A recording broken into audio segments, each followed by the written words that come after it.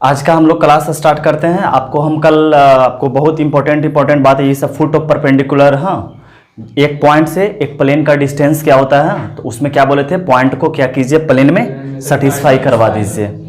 समझ गए। और फुट ऑफ परपेंडिकुलर और इमेज निकालना, अगर फुट ऑफ परपेंडिकुलर निकालने तक इमेज निकालना कोई बड़ी बात नहीं है, क्योंकि मिड पॉइंट से भी हम लोग निकाल सकते हैं। उसके लिए फॉर्मूला आपको याद करवाए थे, x minus x1 divided by a, y minus y1 divided by b, z minus z1 divided by c. इसी को बोलते हैं equation of a straight line भी। हाँ, ऐसे यहाँ से कोई लेना देना नहीं है। समझ गए। ये इक्वेशन ऑफ प्लेन ऐसे भी याद रख सकते हैं, और डिस्टेंस वो बाद में हम कर लेंगे। समझ गए। तो अब आज का जितना भी क्वेश्चन है एक बार आप लोग जरूर ट्राई कीजिएगा। समझ गए। जितना भी क्वेश्चन करवाएंगे उसको आप ट्राई करते जाइएगा। समझ गए सब। और 4-5 क्वेश्चन आज जेईई मेंस का 2019 में पूछ रखा है। अभी एडवांस का क्वेश्चन नहीं करवा सकते क्योंकि एक टॉपिक से वो पूछता नहीं है क्वेश्चन, वो मिला जुला कर पूछेगा। तो जेईई मेंस बहुत पूछते हैं और बहुत आसान 2019 का ही सारा क्वेश्चन हम करवाते चले जाएंगे आज का। चलिए तो स्टार्ट करते हैं। क्या है, find the equation of planes. समझ रहे हैं, equation of planes parallel to the plane this. जैसी बोलेगा parallel to the plane this, तो हमारा क्या हो जाएगा, x plus 2y minus 2z plus k equal to 0, या लेमडा प्लस म्यू, कुछ भी ले सकते हैं, कोई कांस्टेंट, इक्वल टू क्या हो जाएगा 0। उसके बाद क्या दिया है, each one of which is at a distance 2 unit from the इतना। अब बोला है कि वो जो प्लेन है, जो जिसका इक्वेशन निकालना है, वो जो प्लेन है वो 2 यूनिट उसका डिस्टेंस है इस पॉइंट से। तो सबसे पहले लिखते हैं equation of plane, equation of plane which is parallel to क्या आ जाएगा, x plus 2y minus 2z plus 8 equal to 0 is क्या आ जाएगा, वो x plus 2y minus 2z plus k is equal to 0 हो जाएगा। और ये जो प्लेन है, हाँ ये जो प्लेन है, समझ रहा है, ये जो प्लेन है ये दिख रहा है, ये x plus 2y minus 2z plus k is equal to 0। फिलहाल तो ये प्लेन इसी का नाम है, k का वैल्यू निकाल लेंगे। ये जो है इस पॉइंट से मान लेते हैं, ये पॉइंट है 2 1 1, और यहाँ से इसका डिस्टेंस जो है मान लेते हैं यहाँ पर कोई होगा m, ये 2 यूनिट का है। समझ गए बात को, ये बोल रखा है कि 2 यूनिट का क्या है, दूरी है। तो इसका मतलब pm का वैल्यू कितना आ गया आपका बेटा, 2 आ गया। पीएम का वैल्यू 2 आ गया। इसके मतलब पीएम का मतलब क्या हो गया कि ये पॉइंट इसको फार्मूला नहीं याद है, कैसे याद है अपने को डिस्टेंस निकालने के लिए, ये पॉइंट इस पे क्या करेंगे, सेटिस्फाई करेंगे। और तो क्या होगा, सेटिस्फाई करवा लेते हैं, तो कितना आ जाएगा 2। इसको यहाँ सेटिस्फाई करवाएं तब पर भी क्या आ गया 2। जब इसको यहाँ सेटिस्फाई करवाएं तो क्या आ गया -2 होगा ना, -2। और क्या आ जाएगा प्लस के। और बोले थे कि डिस्टेंस जब भी निकालना रहेगा तो नीचे में अंडर रूट करके a square plus B square plus C square, तो अंडर रूट क्या करेंगे 1 प्लस 4 आ जाएगा।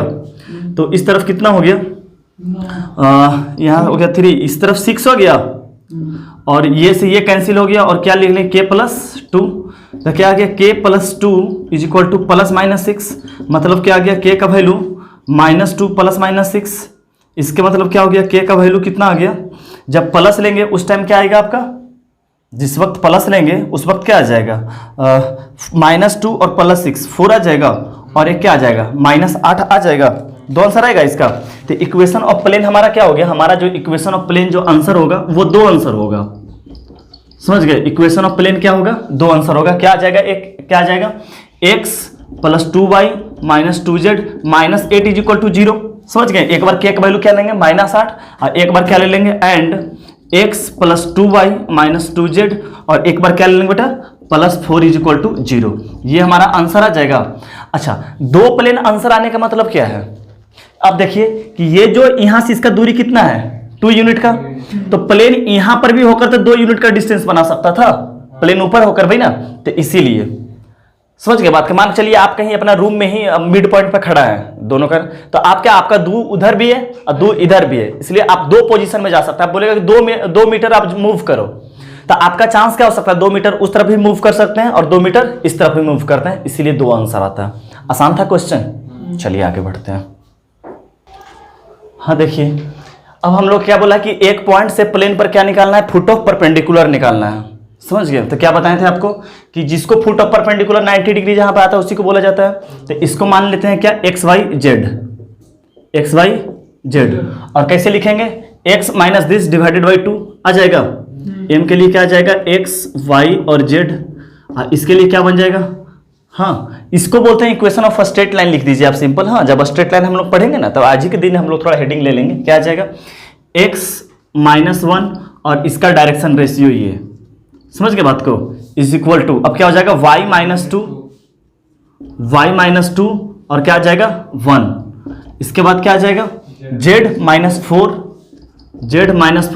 और डायरेक्शन रेशियो कितना आ जाएगा -2 इज इक्वल टू, एक माइनस लग जाता था और ये पॉइंट क्या हो जाता था, सेटिस्फाई हो जाता था, आ जाता था सेटिस्फाई। तो क्या आ जाएगा, सेटिस्फाई होकर क्या बन जाएगा 2, यहाँ 2 करेगा तो यहाँ भी 2 आ जाएगा, और यहाँ पर ये 4 करेगा तो यहाँ आ जाएगा -8 आ जाएगा, -8 + 3।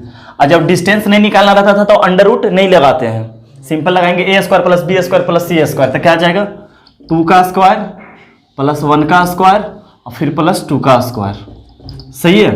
तो कितना आ जाएगा आपका x-1 divided by 2, y-2 divided by 1, z-4 divided by -2, और इसको सॉल्व करने के बाद कितना आ जाएगा 4 3 7 -1 आ जाएगा, -1 और ऊपर ये माइनस, तो कितना हो जाएगा +1 डिवाइडेड बाई कितना हो जाएगा 9 आ जाएगा। और तीनों इसी के बराबर, तो इसको कैसे सॉल्व करेंगे, इसको एक बार ऐसे लेंगे, इसको एक बार ऐसे लेंगे और इसको एक बार ऐसे लेंगे, क्लियर है। तो देयरफॉर क्या लिख सकते हैं कि x-1 divided by 2 is equal to क्या आ जाएगा 1/9 आ जाएगा, और क्या हो जाएगा y-2 divided by 1 is equal to क्या आ जाएगा 1/9, और z क्या हो जाएगा z-4 divided by -2 is equal to क्या आ जाएगा 1/9। अब यहाँ से क्या करेंगे, x का वैल्यू निकाल लेंगे, तो क्या आ जाएगा x का वैल्यू निकालने के लिए 9x - 9 इज इक्वल टू 2, तो x का वैल्यू कितना आ जाएगा 11/9 आ जाएगा, x का वैल्यू 11/9।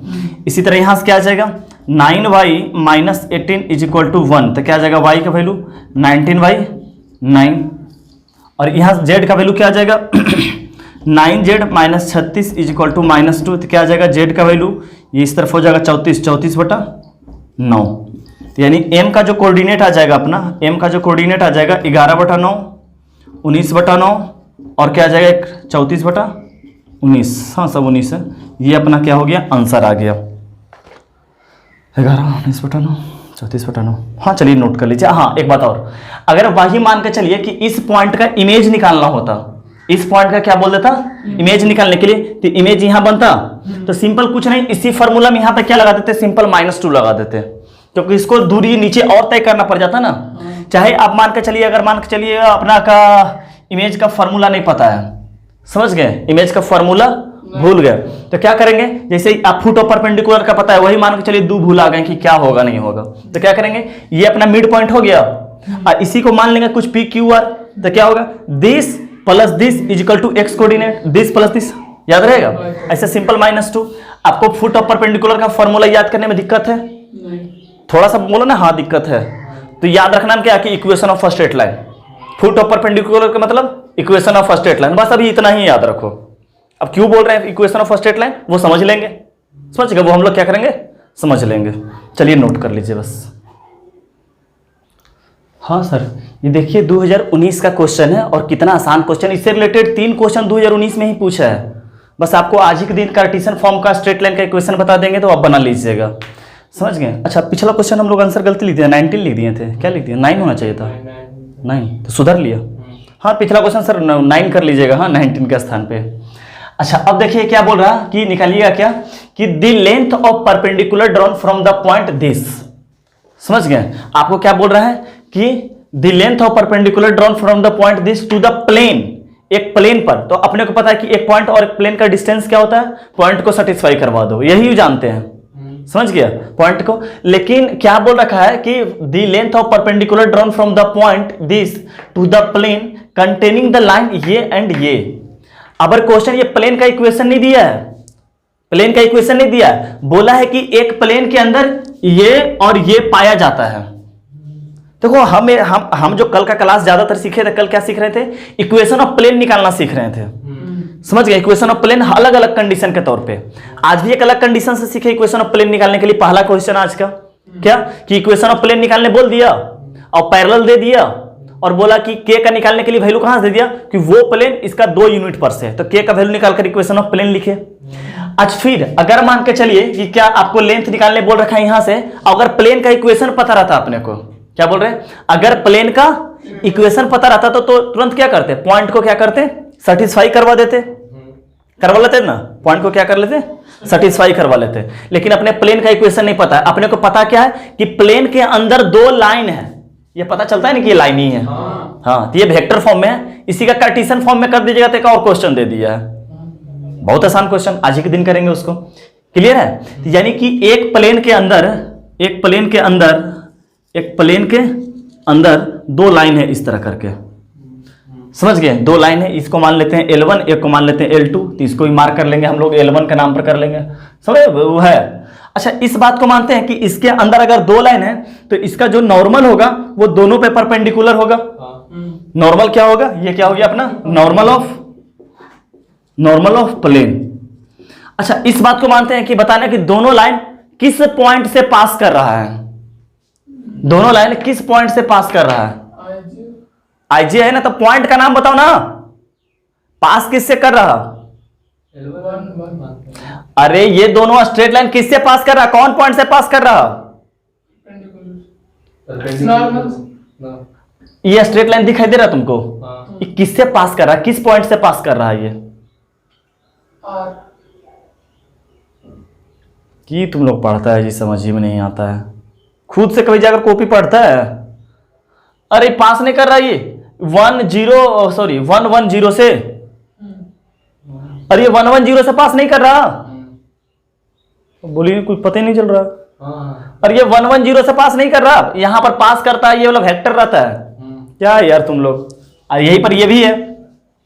अच्छा, ये जो स्ट्रेट लाइन है ये कहां पाया गया है, प्लेन के अंदर, ये भी जो स्ट्रेट लाइन है कहां पाया गया है, प्लेन के अंदर, समझ गए। तो ये जो स्ट्रेट लाइन है 110 से पास किया है, ये भी स्ट्रेट लाइन 110 से पास किया है, तो 100% ये दोनों जो पॉइंट है प्लेन के अंदर ही होगा, क्योंकि लाइन अगर अंदर है तो पॉइंट भी अंदर ही होगा। तो क्या लिखते हैं कि here two line lies in the plane and both the line passes through 110 होगा 110, अब समझ में आ गया बात, 110, then also plane passes through the point 110, plane भी 110 से पास कर जाएगा, क्योंकि स्ट्रेट लाइन इसी के अंदर बैठा हुआ है, तो प्लेन के इसी से पास कर जाएगा। तब हम लोग इक्वेशन ऑफ प्लेन लिख सकते हैं बड़ा तेजी से, अगर पॉइंट पता चल गया कि इससे पास करेगा, तो इक्वेशन ऑफ प्लेन अपना क्या बन गया, जल्दी बताओ क्या बन गया, a x-1 plus b y-1 plus c z-0 equal to क्या आ जाएगा, 0। अच्छा, अब किसके लिए फाइट करना है, बार बार बोल रहे हैं कि इक्वेशन ऑफ प्लेन निकालने के लिए कुछ ना कुछ कंडीशन आपको देगा, अब किसके लिए फाइट करना होगा, नॉर्मल के लिए, डायरेक्शन रेशियो ऑफ नॉर्मल। अच्छा, अब ये बताओ कि जो नॉर्मल है वो L1 पर भी परपेंडिकुलर है और नॉर्मल L2 पर भी परपेंडिकुलर है, तो नॉर्मल अगर परपेंडिकुलर है तो लाइन पर परपेंडिकुलर, तो लाइन का किस पे, वेक्टर पे परपेंडिकुलर है, यानी कि इस पे परपेंडिकुलर है और इस पे भी परपेंडिकुलर है, तो लिखते हैं vector along line L1, vector along line L1, वो क्या आ जाएगा अपना, ये आ जाएगा I प्लस 2j और माइनस के, इसी तरह क्या आ जाएगा, vector along line L2 is equal to क्या आ जाएगा अपना, माइनस I प्लस j और माइनस 2 के आ जाएगा।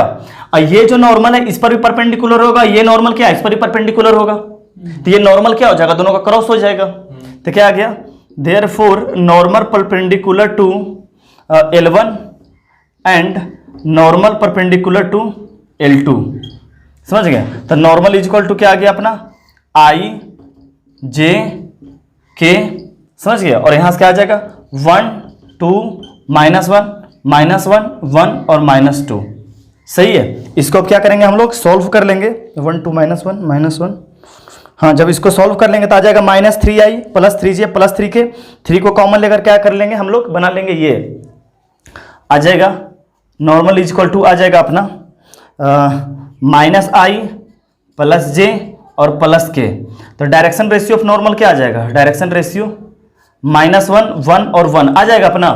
तो इक्वेशन ऑफ प्लेन क्या हो जाएगा, इक्वेशन ऑफ प्लेन क्या बन जाएगा अपना, समझ रहा है। ये क्या पुट कर देते हैं, -1 x -1 आ जाएगा, फिर क्या आ जाएगा +1 y -1 और फिर क्या बन जाएगा 1 क्या रख देंगे 1 z -0 इज इक्वल टू क्या बन जाएगा 0। तो यहाँ से क्या आ गया -x + y और +z और कांस्टेंट कितना आ गया, माइनस माइनस कितना हो जाएगा +1 हो जाएगा मल्टीप्लाई होकर 1 और -1 ये कैंसिल हो गया 0 हो गया और ये तो ऑलरेडी 0 यानी कि ओवरऑल 0। इसके बदले लिख देते हैं x - y - z is equal to 0। ये आ गया इक्वेशन ऑफ प्लेन, यानी कांस्टेंट टर्म नहीं आया उससे अपने को कोई लेना देना नहीं है। यानी कि जो ये प्लेन बन गया वो रियल में क्या बन गया, x - y - z is equal to क्या बन गया 0। इसका पूछा है इस पॉइंट से दूरी, इस पॉइंट से दूरी, तो क्या कहते हैं डिस्टेंस फ्रॉम क्या लिख लेते हैं 214। तो क्या आ जाएगा, इसको इसमें सेटिस्फाई करवा दें, यही नियम बोलता है कि क्या कीजिए इसको सेटिस्फाई कर दें। तो मान लेते हैं डिस्टेंस को कुछ मान लेते हैं, होगा कुछ छोड़ो हटाओ उससे मतलब नहीं है। क्या करेंगे, क्या है 214, तो यहाँ पर लिख दें 2 -1 और -4, कांस्टेंट तो है ही नहीं, कांस्टेंट इस बार नहीं है। और क्या कर लेंगे अंडर रूट इसी का स्क्वायर, तो क्या आ जाएगा 1 + 1 + 1 आ जाएगा। तो ऊपर कितना आ गया, 2 में से क्या चला गया 5, तो कितना बच गया -3 बच गया। तो -3 डिवाइडेड बाई अंडर रूट 3 आ जाएगा। तो इससे बाहर निकलेगा तो क्या आ जाएगा, यही आ जाएगा पॉजिटिव आ जाएगा। तो ओवरऑल रूट क्या हो गया 3। अपना ये आंसर हो गया 2019 का क्वेश्चन है। और 2019 का same to same ditto question, कोई अंतर नहीं है, 2019 में ही क्वेश्चन पूछ रखा है। चलिए आगे बढ़ते हैं हम लोग। हाँ ये भी आपका 2019 का ही क्वेश्चन पूछ रखा है, समझ गए 2019 का है, जेईई मेंस का ही। आप ट्राई जरूर करें, आप एक बार समझ गए, सारा क्वेश्चन को ट्राई करते जाना है, सब आसान क्वेश्चन ही है। क्या लिख रखा है, Q is the image of point P, यानी P का इमेज कौन बना रहा है Q इन द प्लेन भी दे रखा है, and R is the point, ये है R भी एक पॉइंट दे रखा है। तो 3 पॉइंट मिल गया, P Q R 3 पॉइंट हो गया अपना। तो उससे एक ट्रायंगल बन रहा है PQR, तो उसका एरिया बताना है, समझ के बात को। तो क्या बोल रखा है, एक हम लोग का प्लेन दे रखा है और Q पॉइंट दे रखा है, प्लेन मान लेते हैं, यहाँ पर एक स्ट्रेट लाइन कुछ होगा और क्या होगा Q is the image of point P, यानी P कुछ P का पता नहीं, P पॉइंट अपने को नहीं पता है, P अपने को पॉइंट नहीं पता है, बट उसका इमेज पता है, समझ गए। तो इमेज अगर P पॉइंट यहाँ है तो Q कहाँ होगा, यहाँ होगा। Q मान लेते हैं क्या 0 -1 और 3 ये हो जाएगा। इसको मान लेते हैं क्या x y और z, समझ गए। यहाँ पर ये फुट ऑफ परपेंडिकुलर, इससे कोई मतलब, अगर डायरेक्ट फार्मूला लगा रहे हैं तो फिर इससे कोई मतलब ही नहीं रहता है, समझ गए बात को। तो अपना क्या लिखना है कि अच्छा एक बात मानते हैं कि P का इमेज अगर ये है, P का इमेज ये है तो Q का इमेज ये होगा, दोनों एक दूसरे का इमेज रहता है ना। तो क्या लिखेंगे, ये बात क्लियर है। यानी कि सिंपल क्या है कि इसका इमेज निकालिए, इसका इमेज निकालिए, और एक तो ये पॉइंट मिल गया, ये पॉइंट एक R पॉइंट है, 3 पॉइंट से ट्रायंगल बन जाएगा, उसका एरिया निकाल देना है। कितना आसान क्वेश्चन है, समझ लिखते हैं क्या कि लिखा हुआ है कि P is the image of Q, समझ गए। चाहे तो पहले Q लिख रखा है ना, तो क्या लिख लेते हैं Q is the image of P है, जो Q है वो इमेज P का है, तो 100% है इसका इमेज कौन होगा। जैसे आप शीशा देखते हैं ना, तो आपका जो शैडो बनता है तो वो आपका इमेज हो गया, तो उसका इमेज आप में बन रहा है, हाँ एक दूसरे का वो इच अदर है। तो Q is the image of P and P is the image of Q, और P जो इमेज बना रहा है क्या बना रहा है Q। तो P को हम क्या मान लिए हैं x y z, तो अपने क्या बन जाएगा, कैसे याद है x minus this divided by direction ratio, ये होता है प्लेन का इक्वेशन। क्या दे रखा है 3x - y + 4z is equal to क्या है 2। तो क्या आ जाएगा x - 0 और डिवाइडेड बाई 3 लगा नहीं, यहां से समझ गए 3 लगा लेंगे। अब क्या हो जाएगा y -1, तो क्या हो जाएगा +1, तो क्या आ जाएगा y + 1 और डिवाइडेड बाई क्या आ जाएगा -1। अब क्या हो जाएगा z minus three, z minus three और डिवाइडेड बाई क्या आ जाएगा 4 आ जाएगा। अवर इमेज है तो यहाँ -2 लगा लेते हैं और क्या करते हैं पॉइंट को क्या करते हैं प्लेन में सेटिस्फाई करवाते हैं। तो पॉइंट ये है तो ये 0 हो गया, ये +1 हो गया, बताते हैं 0 +1, सोचो ना ये 0 यहाँ +1 और यहाँ क्या हो जाएगा, यहाँ जब 3 रखेंगे तो क्या आ जाएगा +12 आ जाएगा, आ जाएगा ना। और डिवाइडेड बाई क्या आ जाएगा, हम लोग कुछ गलती तो नहीं ना कर रहे हैं, 0 यहाँ -1 रखे तो +1, यहाँ रखे थे क्या आ जाएगा 12, क्योंकि यहाँ पर निगेटिव आ रहा है हम लोग का 0 -1, यहाँ पर एक्चुअली -3 है, समझ गया क्वेश्चन में, ये हम लोग गलती लिख रखे हैं, ये -3 है, यहाँ पर भी क्या होगा -3 होगा, समझ गए। तो यहाँ पर -3 रखते हैं क्या हो जाएगा, ये यहाँ पर क्या आ जाएगा, पॉज करना वीडियो को। हाँ देखिए यहाँ पर क्या होना चाहिए था, -3 होना चाहिए था, -3 कर लिए। तो अब क्या आएगा इसका, अब क्या कर लेंगे कि इसको यहाँ पर करेंगे तो क्या आ जाएगा -12, समझ गए। और ये इस तरफ आएगा तो कितना हो जाएगा -2 आएगा, नहीं ये -2 देखो ना, ये -2 है ना। और अंडर रूट में क्या आ जाएगा, अंडर रूट नहीं, सिर्फ डिस्टेंस निकालने के लिए अंडर लगा, क्या आ जाएगा 9 + 1 और +16, ये आ जाएगा। तो अब क्या बन गया, x divided by 3 y + 1 = -1 z - 3 divided by 4, और ये कितना बन गया 14 + 1 -13 दोनों कितना हो गया 26 और डिवाइडेड बाई 17 17 9 26, ये भी 26 हो गया। ये क्या बन गया 1 के बराबर आ गया। तो इसका मतलब क्या हो गया x/3 = 1, y + 1 - 1 = 1 और क्या जाएगा z - 3 डिवाइडेड बाई 4 = 1। तो इससे क्या आ गया, x का वैल्यू 3 आ गया, z -3 है ना, अच्छा ये z अब प्लस बन जाएगा ना, सही बोला, ये अब क्या बन गया अपना प्लस बन गया, z + 4 डिवाइडेड बाई ये 1 हो गया। तो इस तरफ y का वैल्यू क्या आ जाएगा, ये हो गया -1, इस -2 आ जाएगा ये, और ये हो गया 4, इस तरफ z का वैल्यू क्या आ गया 1। तो यानी कि जो p का पॉइंट आ गया वो कितना आ गया 3 -2 और 1, ये आ गया जो p का पॉइंट आ गया, सही है। अच्छा अपने को पॉइंट पता चल गया p, अपने को पॉइंट पता है q, एक पॉइंट क्या दे रखा है r दे रखा है अपना एक पॉइंट। तो हम लोग अब इसको मिटा लेते हैं, समझ गया, हाँ मिटा लेते हैं। अब 3 पॉइंट से क्या बन जा रहा है, ट्रायंगल बन जा रहा है, PQR बोल रखा है ना, PQR।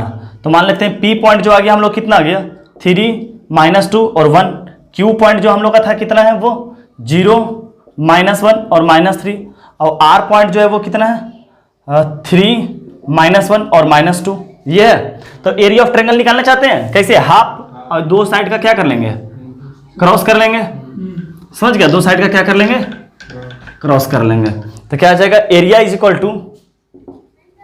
Area of triangle PQR = क्या आ गया हाफ, और क्या कर लेते हैं PQ क्रॉस QR कर लेना, PQ क्रॉस QR। तो हम लोग इसको मान लेते हैं फर्स्ट, इसमें इसका मैग्नीट्यूड, तो PQ क्रॉस QR निकालते हैं। तो सबसे पहले PQ वेक्टर निकालना पड़ेगा ना, अरे PQ निकालना पड़ेगा ना। तो PQ = क्या हो गया Q माइनस, PQ = हो गया Q माइनस ना, कि position vector of Q minus position vector of P। तो Q माइनस दिस, तो क्या आ जाएगा -3 आ जाएगा, और माइनस और ये हो जाएगा +2, तो +2, तो यानी क्या आ जाएगा +2 और -1, यानी कि आ जाएगा +j, दिस माइनस दिस, तो क्या आ जाएगा -4k। इसी तरह QR अपना क्या आ जाएगा, QR position vector of R minus ये, तो 3 - 0 3i, this minus this minus this, तो 0 हो जाएगा ना, देखो -1 तो +1 आ जाएगा ना, और दिस माइनस दिस, तो ये +3 और वो तो आ जाएगा +k। तो क्या आ जाएगा PQ cross QR = I J और K, यहाँ से क्या आ जाएगा -3 1 और -4 3 0 1, तो क्या आ जाएगा प्लस माइनस प्लस, ये आ जाएगा, सही है, सब कुछ समझ में आ रहा। तो हम लोग जब इसको सॉल्व करेंगे तो वह आ जाएगा I -9j और क्या आ जाएगा -3k, समझ गए, ये दोनों का क्रॉस आ जाएगा PQ क्रॉस QR = क्लियर है। तो अब हम लोग लिख सकते हैं फ्रॉम 1 से क्या आ जाएगा, फ्रॉम 1 से क्या आ जाएगा 1/2, और ये लिख लेते हैं I -9j और -3k। समझ गए बात को? तो यहाँ से क्या हो जाएगा 1/2 अंडर रूट क्या हो जाएगा, मैग्नीट्यूड निकालने का मतलब क्या होता है अंडर रूट कोफिशिएंट का स्क्वायर, सब जानते हो ना। तो क्या हो जाएगा 1 + 81 + 9 तो कितना हो जाएगा 91, तो अंडर रूट 91/2 स्क्वायर यूनिट्स। अपना आंसर हो गया ये। चलिए नोट कर लीजिए। क्या है एंगल बिटवीन टू प्लेन्स, कि एंगल बिटवीन दो प्लेन के बीच में क्या होता है कि दो प्लेन के बीच जो एंगल बनता है वो प्लेन के बीच में एंगल नहीं बनता है, वो उसके नॉर्मल के बीच में एंगल बनता है। समझ गए बात को? अरे 90 डिग्री थोड़ी बोल रहा है बनाने के लिए, जरूरत पड़ेगा। हाँ वो वही बात आ गया जैसे बोला था क्या कि प्लेन के बीच में एंगल कितना बन रहा 90 डिग्री। तो 90 डिग्री किसके बीच का एंगल बना था, नॉर्मल के बीच का। तो कभी भी अगर एंगल बनेगा तो वो नॉर्मल के बीच ही एंगल बनेगा। समझ गया? प्लेन के बीच एंगल बनाने का मतलब क्या है, नॉर्मल। 90 डिग्री वाला भी याद कर लीजिए, वही बात है। समझ गए? तो कुछ नहीं बनेगा, वेक्टर मेथड से सारा क्वेश्चन। हम लोग तो एंगल बिटवीन टू लाइन सीख चुके हैं, याद करें ना, मार रखे ना cos θ = L1 L2 M1 M2 वगैरह, कुछ नहीं काम आने वाला है। समझ गया? जो वो बता रहे हैं वही सत्य है। तो क्या बोल रहा है कि एंगल बिटवीन टू प्लेन्स का मतलब ये याद रखना है क्या कि उन दोनों का नॉर्मल के बीच एंगल बनेगा। समझ गए? तो यहां क्या है कि find the angle between plane and plane, दो प्लेन के बीच में एंगल निकालने बोल रहा है। तो हम लोग क्या, ये हो गया अपना डायरेक्शन रेशियो ऑफ नॉर्मल। तो क्या हो जाएगा कि वेक्टर अलोंग नॉर्मल, चाहे इसको नाम दे दो nr1 ऑफ p1 है ना, p1 इक्वल टू क्या आ जाएगा अपना 3i, अरे यही हो गया नॉर्मल अपना, प्लस 4j और प्लस क्या आ गया -k। क्लियर है? अब क्या आ जाएगा vector along normal n2r of p2 equal to क्या बन जाएगा, ये बन जाएगा अपना 2i प्लस 4j और प्लस 2k। ये अपना दो वेक्टर आ गया, दो लाइन आ गया जो, हाँ ये नॉर्मल आ गया अपना। इन दोनों के बीच एंगल कितना बन रहा है, cos थीटा मान लेते हैं क्या, cos थीटा इक्वल टू क्या बन जाएगा a डॉट b, यानी कि nr1 डॉट n2r आ जाएगा ना, दो लाइन के बीच एंगल डिवाइडेड बाई क्या हो जाएगा मैग्नीट्यूड ऑफ nr और मैग्नीट्यूड ऑफ क्या लिख दे रहे हैं आप, ये आ जाएगा। तो इन दोनों को डॉट करेंगे तो क्या आ जाएगा 6, इन दोनों को डॉट करें तो कितना आ गया 16, इन दोनों को डॉट कर रहे थे क्या आ गया -2। इसका मैग्नीट्यूड कितना आ जाएगा 9 प्लस 16 प्लस 1, और इसका कितना आ जाएगा 4 प्लस 16 प्लस 4, ये आ गया। इसको सॉल्व कर लीजिएगा, वही अपना आंसर हो जाएगा। चलिए आगे बढ़ते हैं। अरे चुप रहा था। Find the angle between plane और ये प्लेन, हाँ समझ में आता है ना कि प्लेन है। हाँ अगर प्लेन नहीं भी लिखता फिर भी समझते हैं क्या प्लेन ही है। तो इन दोनों के बीच में एंगल निकालने बोल रहा है, तो क्या लिखेंगे इन दोनों का नॉर्मल के बीच में एंगल बनेगा।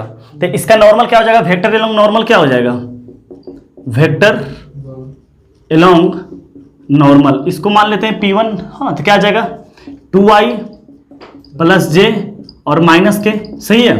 फिर क्या हो जाएगा वेक्टर अलोंग नॉर्मल 2 क्या बन जाएगा अपना, ये बन जाएगा i माइनस j और क्या बन जाएगा प्लस के, सही है प्लस के होगा ना। हाँ तो अब क्या हो जाएगा इन दोनों बीच में एंगल कितना बन गया, डायरेक्ट कर लेते हैं क्या आ जाएगा 2, इसका क्या आ जाएगा -1, इसका क्या आ जाएगा -1, और नीचे कुछ भी है उससे क्या मतलब, अब ऊपर ही जब 0 आ गया तो नीचे कुछ भी आ जाए उससे क्या लेना देना।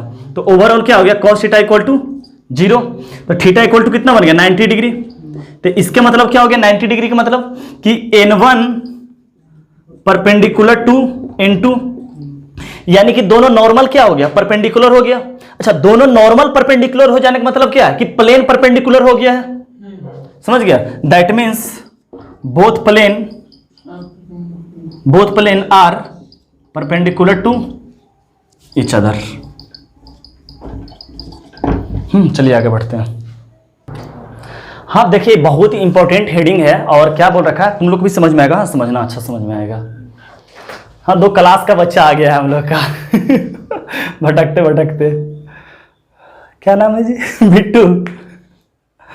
अच्छा पुराना याद आ गया ना। हाँ देखिए क्या बोल रहे हैं कि angle between line and plane में क्या होता है कि अब एक लाइन पढ़ते हैं और एक प्लेन। तो हम लोग अभी तक क्या हुआ कि लाइन बोलने का मतलब ये स्ट्रेट लाइन, जो 3D के अंदर स्ट्रेट लाइन है वो पढ़ना है, यानी कि वो भी तो पढ़े नहीं है, बट वो उतना आज ही खत्म हो जाएगा। एक फार्मूला लिख देंगे ना और स्ट्रेट लाइन खत्म, क्योंकि वेक्टर तो ऑलरेडी पढ़ चुके हैं, तो वेक्टर फॉर्म तो पढ़ेंगे नहीं, समझ गया। तो खटाक से स्ट्रेट लाइन खत्म, वेक्टर अच्छा से पढ़ा हुआ है तो 3D कुछ है ही नहीं, कुछ भी नहीं है, समझ गया बात को। तो हम लोग लिखते हैं क्या, एक general equation of straight line लिखते हैं, जो कि हम लोग आर के फॉर्म में जानते हैं। आर के फॉर्म में जानते हैं ना, आर के फॉर्म में स्ट्रेट लाइन क्या लिख लेते हैं, ये लिख लेते हैं x1i प्लस y1j अब प्लस क्या कर लेते हैं z1k प्लस लेमडा चाहे म्यू टाइम्स कुछ भी लगा लो, समझ गया। और क्या करते हैं हम लोग, डायरेक्शन रेशियो क्या आ जाता है आपका, ai plus bj plus ck। अब तो ये पता चल गया ना, पहले तो जानते थे कि abc डायरेक्शन रेशियो नहीं होता, अब तो जानते हैं कि abc डायरेक्शन रेशियो होता है। तो ये अपना क्या है, equation of straight line in vector form, समझ गए। तो एक समझिए स्ट्रेट लाइन का वेक्टर फॉर्म हम लोग समाप्त कर चुके हैं। इसको अब क्या करते हैं, सिंपल और करके कार्टेशियन फॉर्म में लिखते हैं, समझ गए बात को। और ये भी समझ में आ जाएगा कि फुट ऑफ परपेंडिकुलर को स्ट्रेट लाइन क्यों बोल रहे थे हम, समझ गया बात को। तो ये अच्छा ये बताओ कि ये जो वेक्टर है किस पॉइंट से पास कर रहा, x1 y1 और z1 आ रहा तुम लोग समझ में, ये पॉइंट, ये इसका क्या है, डायरेक्शन रेशियो है।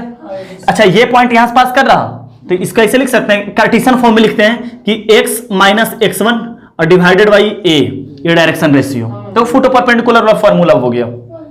ये जब स्ट्रेट लाइन पढ़ेंगे ना तो बड़ा तेजी से हो जाएगा। अभी तो लग रहा हो कि इतना दिमाग लगाना, पर स्ट्रेट लाइन में लगे कुछ ना, ट्यूं ट्यूं ट्यूं, समझ गया। अब क्या हो जाएगा, इस पॉइंट से पास कर रहा तो क्या आ जाएगा, x minus x1 divided by a is equal to क्या आ जाएगा, y minus y1 divided by b, और क्या हो जाएगा z minus z1 divided by c। तो a b c क्या डायरेक्शन रेशियो पास कहां से कर रहा है, x1 y1 z1। अगर यहां पर माइनस z1 लगा हुआ रहता तो यहां क्या आ जाता, प्लस z1। इसके मतलब यहां पर माइनस रहेगा तो पॉइंट पास करेगा प्लस वाले से। यहां पर अगर प्लस x1 रहता तो पास कहां से करता, माइनस x1 से। तो आप क्या नीचे जो लिखा हुआ रहता है ये क्या रहता है, डायरेक्शन रेशियो, और यहां पे जो लिखा रहता है वो क्या रहता है, पास करता है। और x y z general point होता है ऑन द स्ट्रेट लाइन, समझ गया। तो ये अपना क्या हो गया, ये जो लिखे हैं क्या है, ये Cartesian form of straight line, समझ गया। और हम लोग का स्ट्रेट लाइन भी खत्म हो गया, Cartesian form of straight line.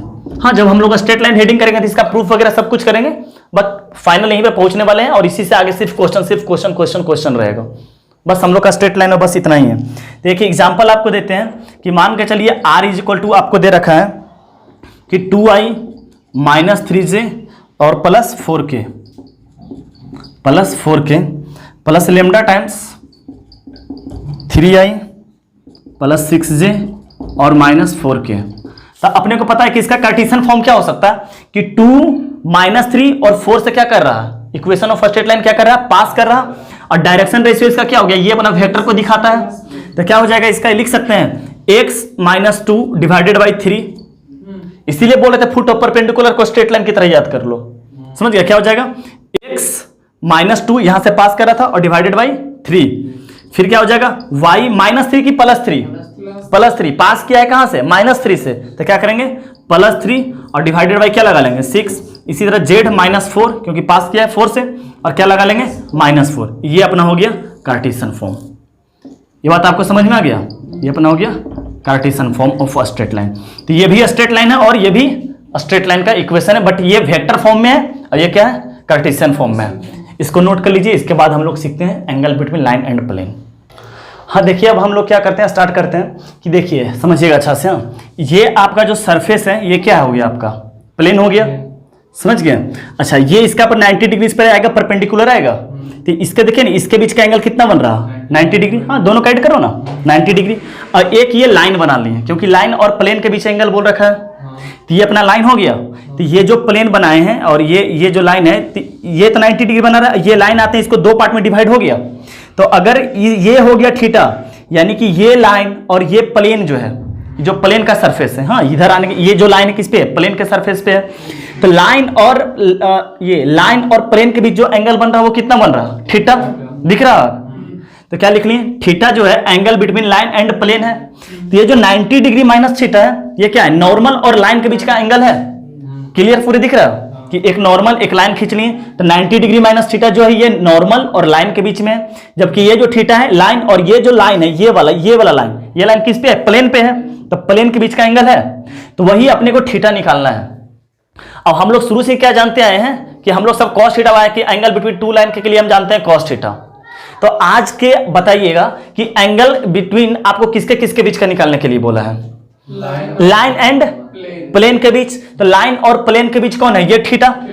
चलो इसको भूला जाओ तुम, मकसद है अपना क्या निकालना? थीटा ही। लेकिन अपने को थीटा निकालना मकसद है, लेकिन हम लोग क्या निकालेंगे कि हम लोग प्लेन के बीच में एंगल निकालना तो जानते ही नहीं है। हम लोग नॉर्मल और लाइन के बीच निकालना लाइन जानते हैं। तो नॉर्मल और लाइन के बीच में एंगल कितना है? cos 90 degree minus theta. तो लिख लेते हैं cos 90 degree minus theta is equal to क्या आ जाएगा? इसका डायरेक्शन रेशियो का डॉट, इसका डायरेक्शन रेशियो का डॉट डिवाइडेड बाय मैग्नीट्यूड। अरे ए डॉट बी, तो इसका डॉट, तो क्या मान लिए हम लोग? Direction ratio of normal A1 B1 C1। तो वेक्टर क्या हो जाएगा? A1I B1J C1K। इसका डायरेक्शन रेशियो ऑफ लाइन क्या मान लिए? ABC। हाँ, तो दोनों का डॉट हो जाएगा और डिवाइडेड बाय मैग्नीट्यूड। या अरे ए डॉट बी ही कर रहे हैं, समझ गया? तो क्या आ जाएगा? A1 बन जाएगा। तो कहेगा इसको याद करने का जरूरत है? नहीं भैया, नहीं याद करने की जरूरत है। B1 plus C1 divided by C का मैग्नीट्यूड से डिवाइड करेंगे तो क्या आ जाएगा? A का स्क्वायर प्लस B का स्क्वायर प्लस C का स्क्वायर अंडर रूट A1 का होल स्क्वायर प्लस B1 का होल स्क्वायर प्लस C1 का होल स्क्वायर। हाँ, अब देखो अपने को निकालना क्या था? थीटा। अब बताओ cos 90 डिग्री माइनस थीटा क्या होता है? Sine theta. तो अब इसको जो सॉल्व करके आएंगे वो साइन थीटा लेते आएंगे। इसको लिख लीजिएगा, इसको लिख लिया, उसको घेराबंदी कर लीजिएगा। और अपना ये जो थीटा क्या है हो गया?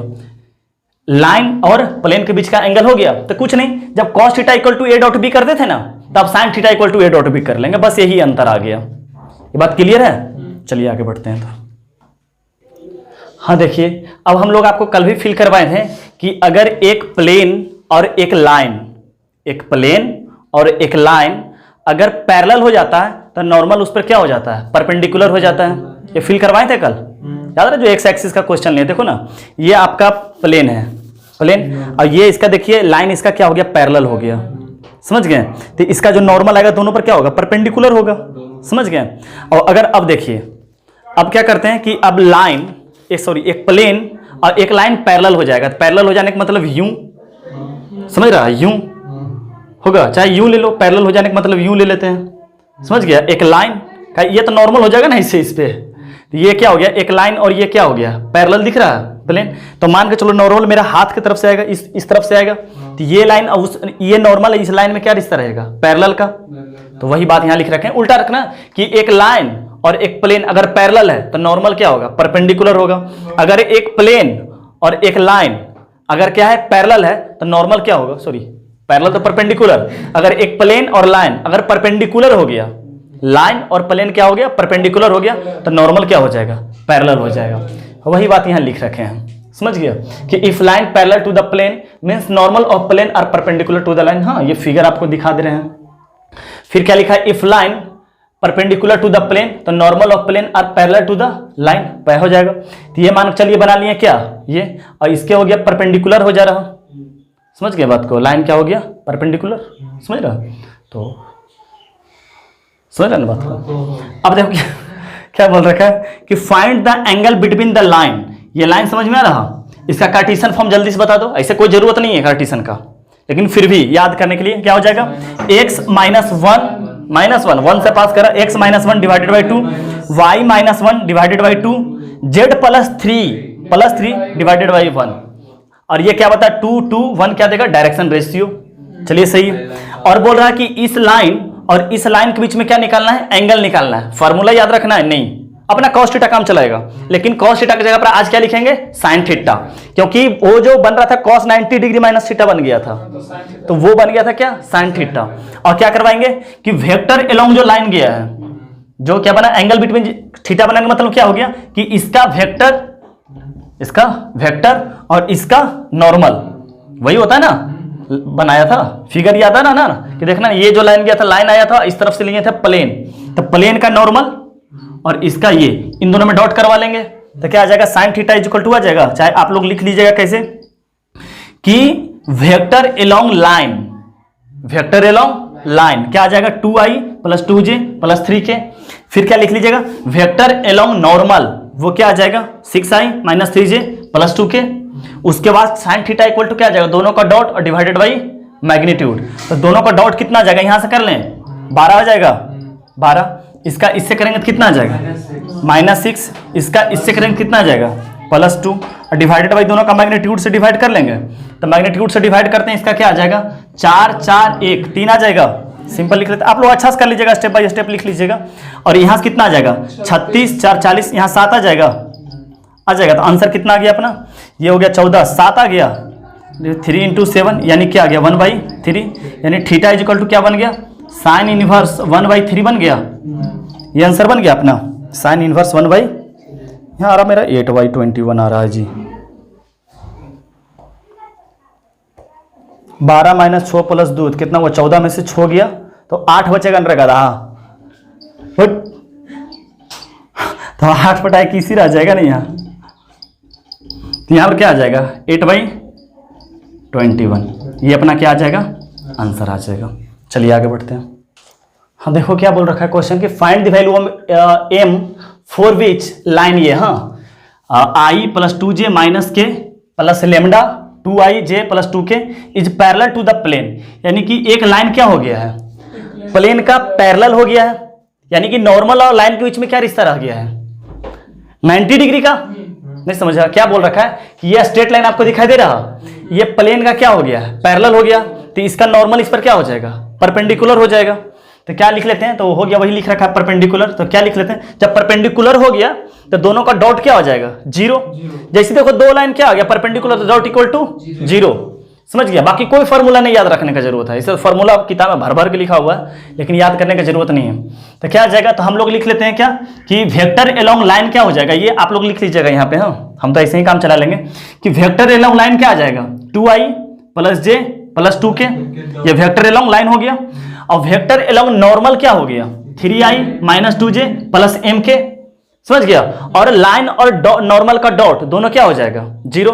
फिर लिख लेना देयरफॉर नॉर्मल डॉट विथ क्या आ जाएगा लाइन इज इक्वल टू क्या बन जाएगा 0। और नॉर्मल क्या है 3, तो 3 का मल्टीप्लाई होगा 2 से 6, -2 का मल्टीप्लाई होगा इससे -2, और m का मल्टीप्लाई होगा इससे 2m इज इक्वल टू क्या बन जाएगा 0। तो क्या आ गया इस तरफ -4 आ गया, सॉरी 4 आ गया, तो 2m इज इक्वल टू क्या आ गया -4, तो m इज इक्वल टू क्या आ गया -2। ये अपना हो गया आंसर। चलिए आगे बढ़ते हैं।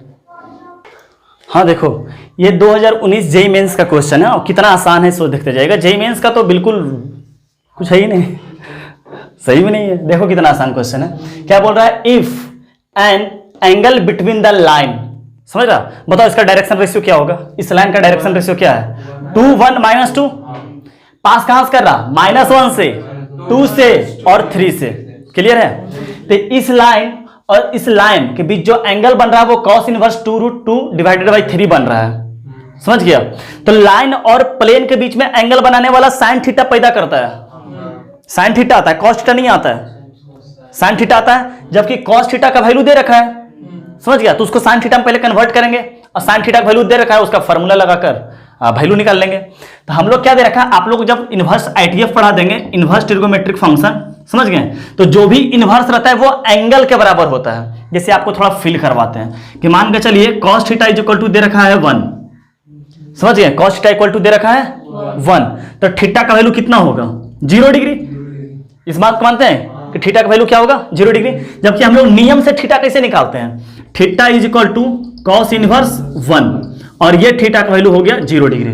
तो इसके मतलब जो भी cos इनवर्स में रहता है वो एक एंगल के बराबर होता है। इस बात को मान गए, जो भी इनवर्स रहता है वो एक एंगल के बराबर रहता है, समझ गए। ये हम लोग इनवर्स में पढ़ लेंगे अच्छा से। तो इसके मतलब जो इनवर्स है ये एंगल के बराबर होगा।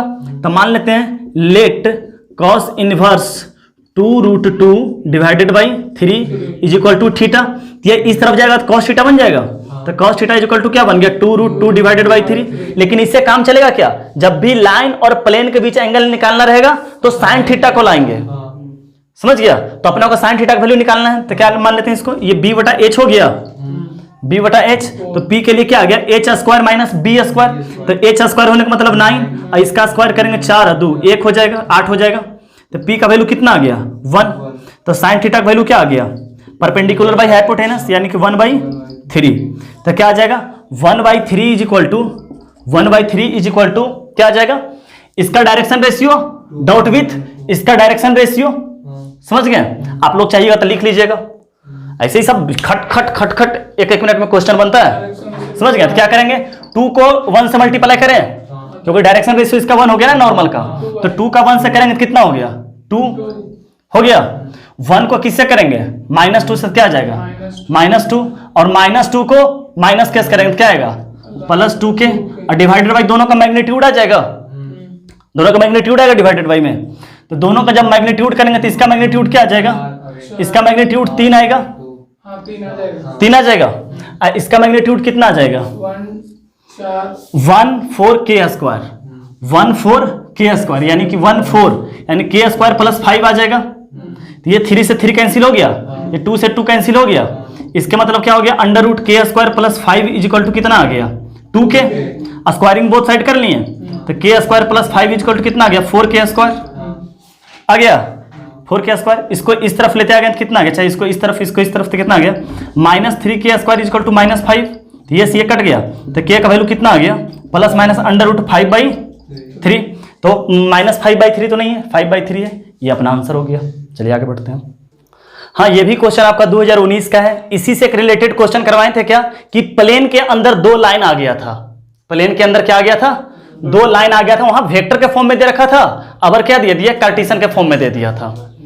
वो भी 2019 का था, ये भी 2019 का क्वेश्चन है। समझ गए कितना आसान क्वेश्चन जेईई मेंस पूछ रखा है, एडवांस का भी करवा ही नहीं सकते हैं, क्योंकि पूछेगा ही नहीं ना एक टॉपिक से सिंगल, तो बना सकते हैं इसको। समझ गए, इसका आंसर आपका ये आ जाएगा, हम बना देते हैं आपको शॉर्टकट में, समझ गए। तो अपने को पता है कि अगर उस वक्त जो पिछला क्वेश्चन किए थे, दोनों जो लाइन पास किया था वो सेम पॉइंट से पास किया था, जो IJ YJ था, तो उसको करने थे 1 1 0, समझ गया।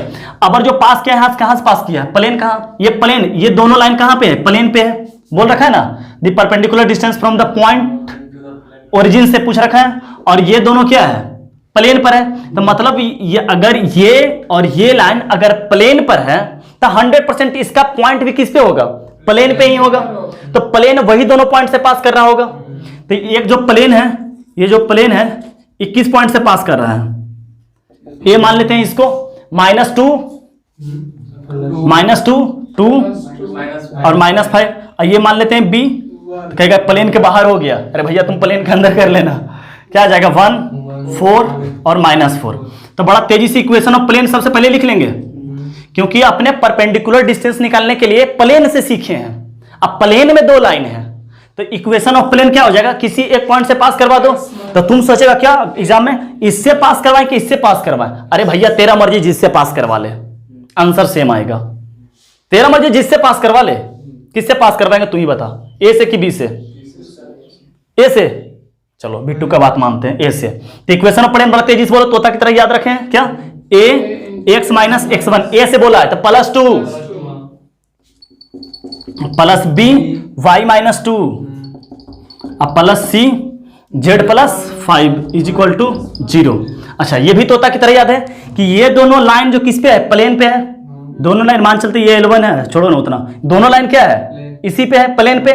तो जो नॉर्मल आएगा इस पर भी परपेंडिकुलर होगा, इस पर भी परपेंडिकुलर होगा, तो वो एकलौता क्या चीज है जो दोनों पर परपेंडिकुलर होता है, क्रॉस। समझ रहा, क्रॉस, हाँ समझ रहा होगा, समझ गया। क्या लिख लेते हैं, normal perpendicular to L1 and normal perpendicular to L2। तो क्या कर लेते हैं, नॉर्मल इक्वल टू क्या आ जाएगा, I J K, और डायरेक्शन रेशियो लिख देते हैं 3 5 7, और क्या आ जाएगा 1 4 7। हाँ समझ रहा ना, क्योंकि डायरेक्शन रेशियो यही आ जाएगा ना लाइन का, अब इसी पर तो परपेंडिकुलर है वो। इसको देखो वेक्टर के फॉर्म में लिखेगा, क्या डायरेक्शन रेशियो वाला ही तो वेक्टर बन जाएगा, तो नॉर्मल परपेंडिकुलर होगा किस पे, वेक्टर पे। जब इसको सॉल्व कर लेंगे तो कितना आ जाएगा, प्लस माइनस प्लस, आई के लिए क्या आ जाएगा, 35 में से 28 चला गया 7, यहाँ कितना हो गया 27, 21 में 7 गया 14, -14 जे, और के लिए 12 - 5, 12 - 5 कितना होता है 7, प्लस 7 के। तो डायरेक्शन रेशियो कितना मिल गया, 7 - 14 7, नहीं गलत बोल रहा, I - 2J + K, यानी डायरेक्शन रेशियो ऑफ नॉर्मल क्या आ गया, कितना आ गया 1 - 2 और -1, इसको यहाँ पुट कर दें तो क्या आ जाएगा अपना इक्वेशन ऑफ प्लेन, क्या आ जाएगा अपना इक्वेशन ऑफ प्लेन कितना आ गया 1 1, हाँ यहाँ 1 आएगा, कॉमनली तो 1 आएगा ना, 1 2 -1, तो यहाँ 1 रख लिए, तो क्या आ जाएगा x प्लस 2 आ जाएगा। यहां पर क्या रख लिया -2, तो -2y आ जाएगा, -2y और क्या बन जाएगा +4, और यहां पर 1 रख लिया तो क्या बन गया z प्लस 5 इक्वल टू क्या बन गया 0। तो क्या बन गया x -2y प्लस z और कांस्टेंट 2 4 11 बन गया इक्वल टू 0, ये बन गया। तो अच्छा ये प्लेन का इक्वेशन आ गया और ओरिजिन से पूछा है कि डिस्टेंस कितना होगा 0 0 0। तो मान लेते हैं डिस्टेंस को d मान लिए। तो अपने को फॉर्मूला याद है क्या? नहीं, क्या याद है? पॉइंट को सेटिस्फाई कर दो, ये नहीं याद रखे हैं? पॉइंट को सेटिस्फाई कर दो, किस पे? तो प्लेन पे। तो इसको सेटिस्फाई करवा दिए तो क्या आ गया 0 -0 प्लस 0 प्लस 11। और क्या बोले थे डिस्टेंस निकालने के लिए अंडर रूट लगाकर काम चलाएंगे, समझ गया? तो अंडर रूट क्या आ जाएगा 1 + 4 + 4 1 + 4 + 1 सही है। तो कितना हो गया 11/√6 11/√6। कितना आसान है जे मेंस का क्वेश्चन, दोनों क्वेश्चन सेम टू सेम था ना, समझ गया? आप इससे ही पास करवाते तब पर भी वही आंसर आता, समझ गया? ठीक है सर, आज यहां तक ही रह देते हैं, आज क्लास के बाद बाय बाय टाटा।